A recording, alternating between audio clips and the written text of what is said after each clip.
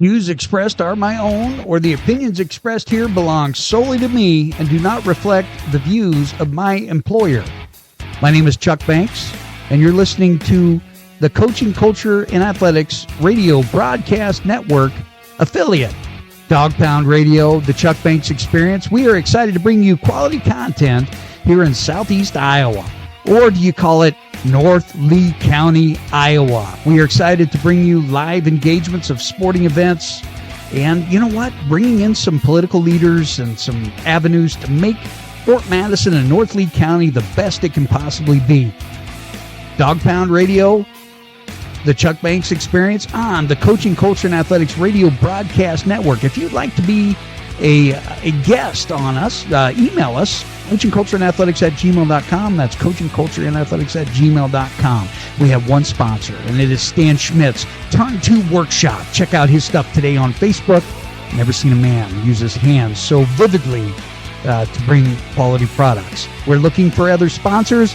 We're looking for other content. We love you. Relax, sit back, and enjoy the show.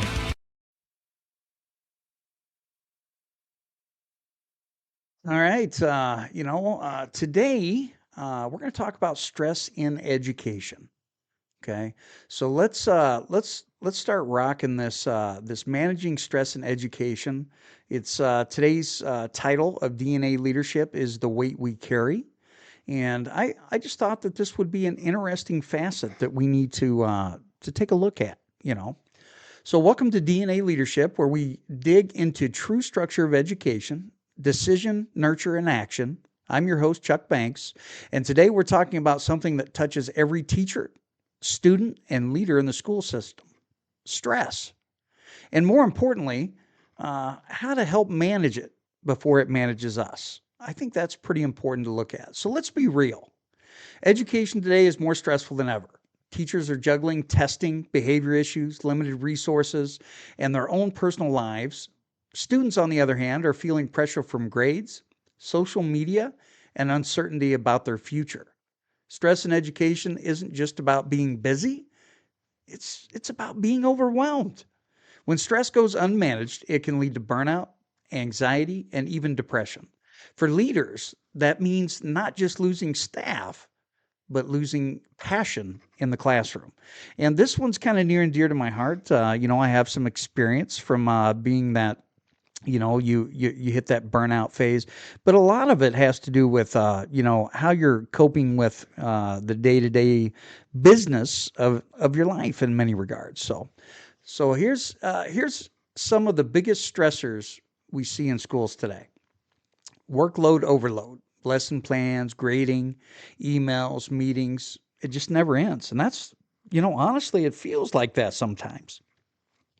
It's no one's fault other than maybe the politicians in Des Moines, right? When we're looking at Iowa anyway. Student behavior and emotional needs is number two, the biggest stressor. Trauma, distractions, lack of engagement, all of these things are just a constant issue that, you can't help your clientele, but you can help your clientele if that means any stretch of the imagination. Three, lack of support, feeling unheard or unseen by administrators. That's an issue that's driving, sources of stress in school districts across not only our state, but the country. Four, personal expectations, teachers and students both wanting to be perfect. And I'll tell you, man, as an educator, it's been a part of this for a long, long time. And, myself and my colleagues, we all want to be perfect. We want to basically create, the next great citizens of our country, right? That's why we got into this business a long time ago. So we want to be perfect. And five, constant change, new policies, curriculums, and testing standards every year. Every year, there are switches and different things that are going to, ask you to make a change. To push guidelines and all of that sort of stuff. Education sometimes it's just like a never-ending story. So recognizing the source of stress is the first step to managing it. You can't fix what you won't face. And again, the reason this is near and dear to my heart is because I've lived this in the past.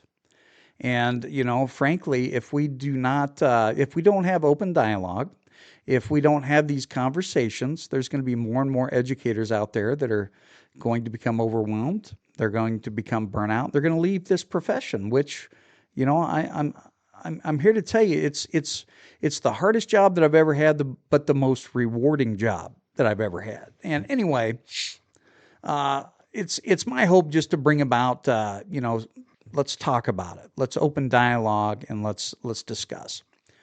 Leadership's role in reducing stress. Now, leaders set the tone. A calm, compassionate leader can diffuse anxiety, while a chaotic one can amplify it. Here's how leadership can step up. First, create psychological safety. Okay. Make it okay for staff and students to talk about stress. Now, again, I feel, Fort Madison Community School District does a decent job of this topic, when creating a psychological safety net for, staff and students. We do a great job. So many things open. 2, model calmness. Your emotional control helps everyone else breathe easier. Okay, so that's 2. 3, prioritize wellness. Staff check-ins, flexible schedules, or quiet rooms can make a difference. So these, again, leadership's role in reducing stress, and also, us, as staff members have to step up sometimes to prioritize wellness to make sure that we don't become overwhelmed. And last but not least, delegate and empower. Trust your team. Micromanagement breeds stress. And I'll say that one more time. So micromanagement will breed stress, and people in the education industry, man, you shut down anytime that happens. So leadership isn't about doing everything. It's about creating an environment where everyone can do the best without breaking down. And that's kind of, it's open dialogue. It's be able to have those conversations, to be able to have a voice in what's going on. And in today's day and age, man, and I can't speak for everybody, the stress that is involved in making sure that there's no child left behind. I made a Bushism there, and that every child can learn effectively. All right, that's the big push, and we have to get it done. And again, we have to be able to do this without breaking down. Tools and strategies for reducing stress. I always try to bring, kind of answers when it comes to any topic that I'm going to talk about on DNA leadership. So here are some simple, practical ways anyone in education can manage stress. Okay.